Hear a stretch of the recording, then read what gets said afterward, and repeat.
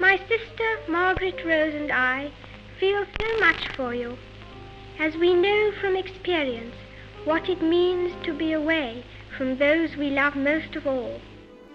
I declare before you all that my whole life, whether it be long or short, shall be devoted to your service and to the service of our great imperial family to which we all belong.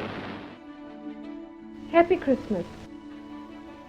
It's inevitable that I should seem a rather remote figure to many of you, a successor to the kings and queens of history, someone whose face may be familiar in newspapers and films, but who never really touches your personal lives. But now, at least for a few minutes, I welcome you to the peace of my own home. 1992 is not a year on which I shall look back with undiluted pleasure. In the words of one of my more sympathetic correspondents, it has turned out to be an annus horribilis. I suspect that I'm not alone in thinking it so. Indeed, I suspect that there are very few people or institutions unaffected by these last months of worldwide turmoil and uncertainty. Since last Sunday's dreadful news, we have seen throughout Britain and around the world an overwhelming expression of sadness at Diana's death. We have all been trying in our different ways to cope. It is not easy to express a sense of loss, since the initial shock is often succeeded by a mixture of other feelings: disbelief, incomprehension, anger, and concern for those who remain. We have all felt those emotions in these last few days. So what I say to you now, as your queen and as a grandmother, I say from my heart. First, I want to pay tribute to Diana myself. She was an exceptional and gifted human being. In good times and bad, she never lost her capacity to smile and laugh, nor to inspire others with her warmth and kindness. I admired and respected her for her energy and commitment to others, and especially for her devotion to her two boys. I, for one, believe there are lessons to be drawn from her life and from the extraordinary and moving reaction to her death. All too often, I fear, Prince Philip has had to listen to me speaking. Frequently, we have discussed my intended speech beforehand, and as you will imagine, his views have been expressed in a forthright manner. He is someone who doesn't take easily to compliments, but he has quite simply been my strength and stay all these years. And I and his whole family, and this and many other countries, owe him a debt greater than he would ever claim or we shall ever know. I believe I was last here in 1957.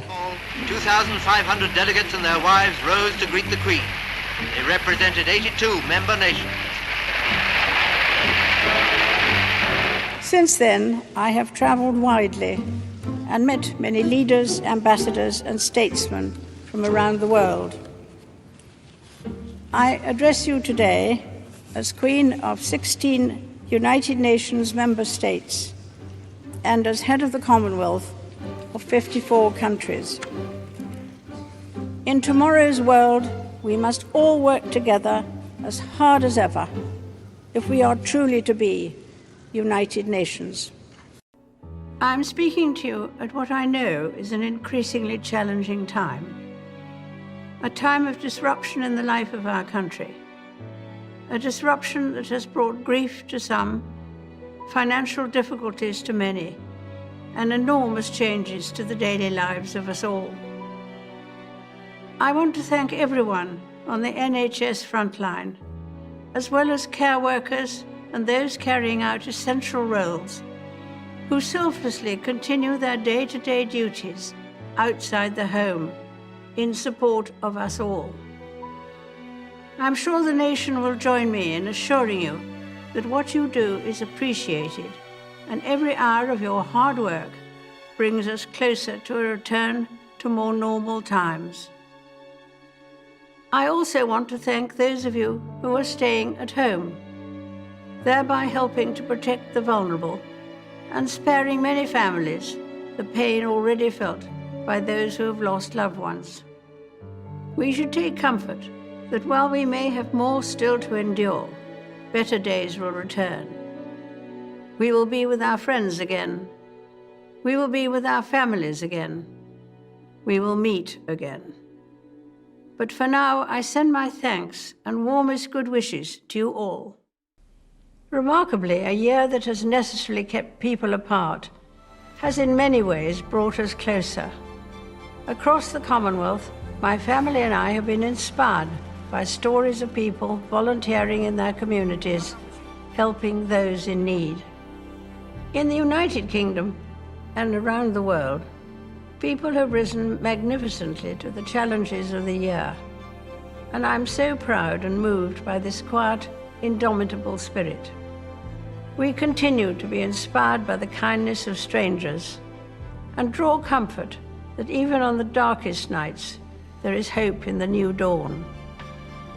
I have spoken before of my deep and abiding affection for this wonderful country, and of the many happy memories Prince Philip and I always held of our time here.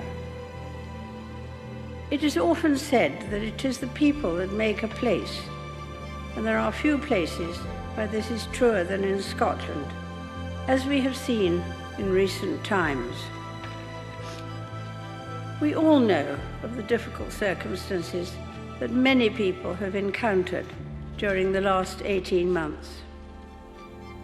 However, alongside this, there have been countless examples of resilience and goodwill. It is a source of great pride to me that the leading role my husband played in encouraging people to protect our fragile planet lives on through the work of our eldest son, Charles, and his eldest son, William. I could not be more proud of them. Indeed, I have drawn great comfort and inspiration from the relentless enthusiasm of people of all ages, especially the young, in calling for everyone to play their part. Of course, the benefits of such actions will not be there to enjoy for all of us here today. None of us will live forever. But we are doing this not for ourselves, but for our children and our children's children, and those who will follow in their footsteps.